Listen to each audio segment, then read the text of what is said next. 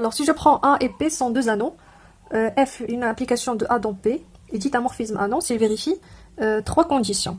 Alors, la première condition, pour tout x, y appartiennent à A, on a f de x plus y égale à f de x plus f de y. F de x plus f de y. Et on a, pour tout x, y appartiennent à A, f de x multiplié par y, c'est f de x croix f de y. Et on a l'image de 1A, c'est 1P.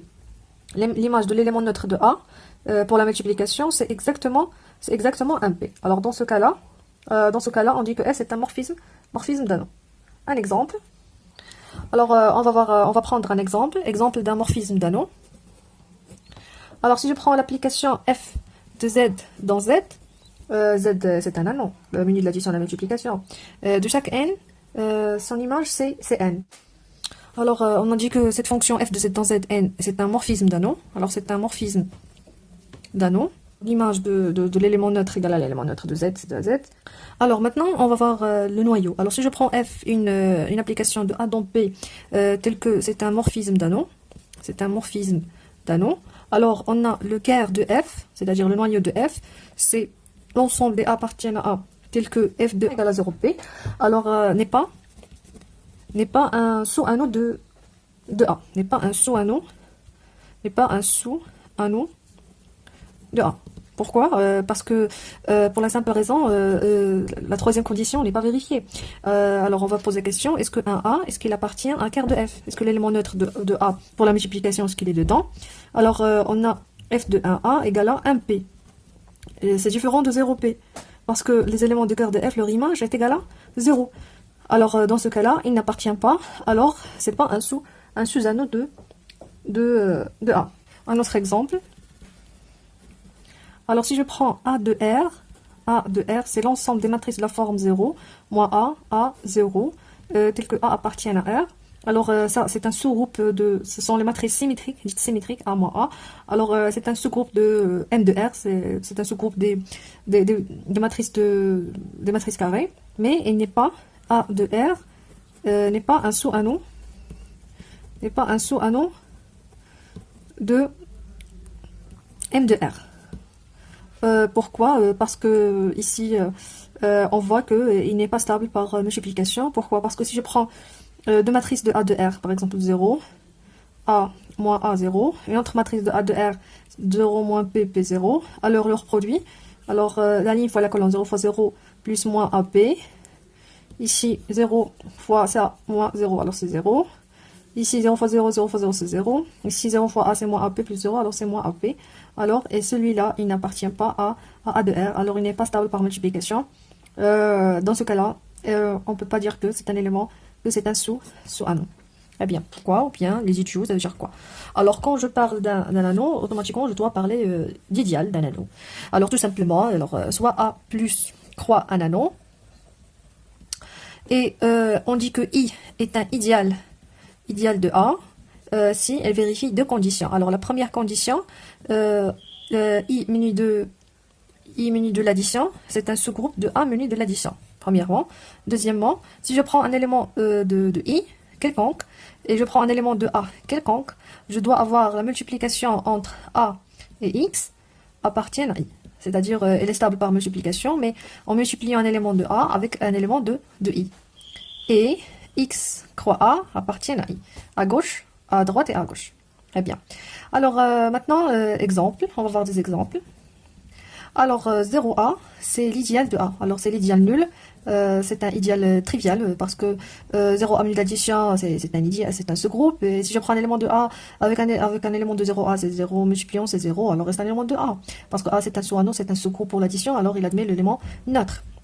Très bien. Alors, si je prends I, un idéal de Z. Alors, puisque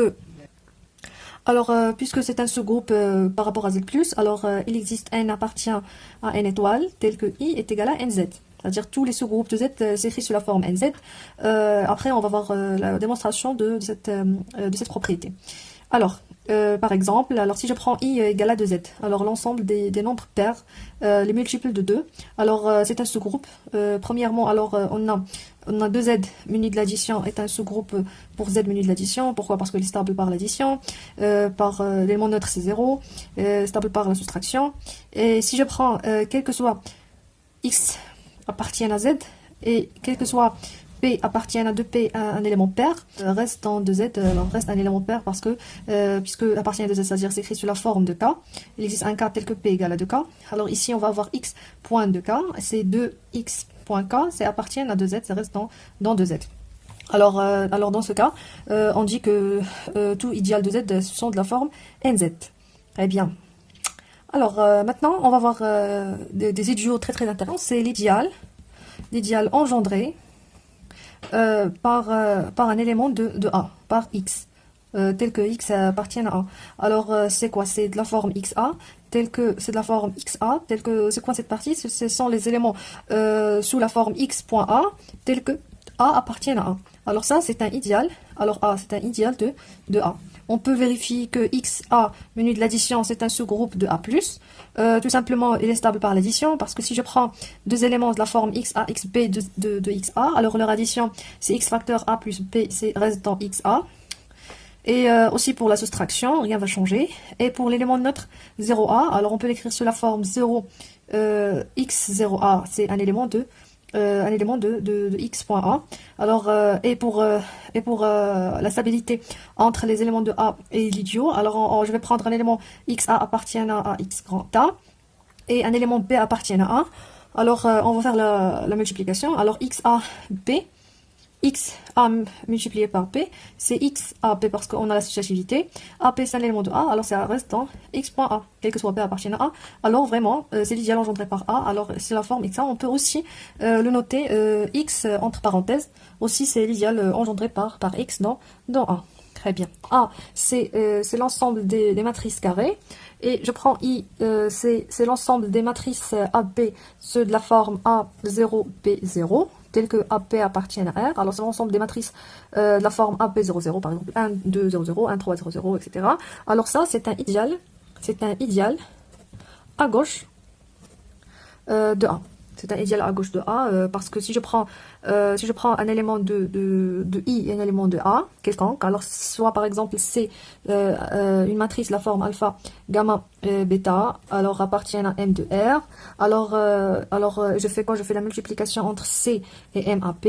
Alors la multiplication, il nous donne alpha A plus gamma P 0 0, bêta A plus gamma P, c'est un élément de I. Mais si je fais MAP.C, je trouve que ça n'appartient pas à I. Alors, il n'est pas, quel que soit C appartient à M de R, alors c'est un idéal à gauche, il n'est pas un idéal à droite. Très bien. Alors maintenant, on va parler, ça veut dire quoi? Un idéal principal. Alors, un idéal principal, alors si je prends A plus croix un anneau, et dans ce cas-là, un anneau commutatif. Un anneau commutatif, et je prends I, un idéal principal de A, ça veut dire quoi? C'est-à-dire que il est engendré par un seul élément de A. C'est-à-dire il existe X appartient à A, tel que I, c'est l'idéal engendré par X. C'est XA.